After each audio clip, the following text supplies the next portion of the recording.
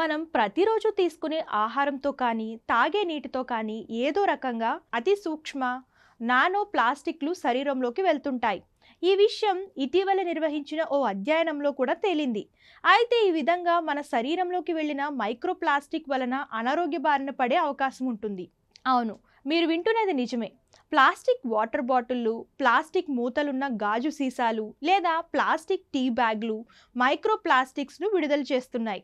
ప్లాస్టిక్లలో pack చేయబడిన ఆహార పదార్థాలు ఈ సూక్ష్మ నానో ప్లాస్టిక్తో ఎలా పొల్యూట్ అవుతుందనేది ఇటీవల ఓ అధ్యయనంలో వెల్లడైంది.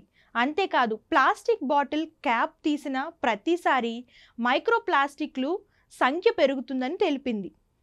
ఇది ఎక్కువగా సింగిల్ యూజ్ ప్లాస్టిక్ ద్వారా జరుగుతుందని వెల్లడైంది.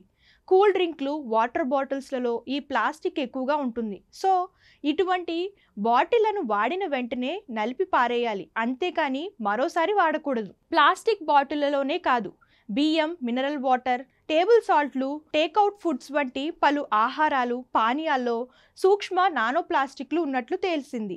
వీటి వలన మన జీర్ణ వ్యవస్థలో వాపు, జీవక్రియలు మార్పులు చోటు చేసుకునే అవకాశం ఉంది. అంతేకాదు, అవయవ నష్టం కూడా వాటిల్లే ఛాన్స్ ఉంటుంది. దీని నుంచి బయటపడాలంటే ఫుడ్ను స్టోర్ చేయడానికి కానీ, వేడి చేయడానికి కానీ గాజు లేదా సిరామిక్ కంటైనర్లను ఉపయోగించాలి. అదేవిధంగా తక్కువ ప్రాసెస్ చేసిన ఆహారాన్ని తినాలి. దాంతోపాటు పండ్లు, కూరగాయలను కూడా శుభ్రంగా కడిగి తీసుకోవాలి.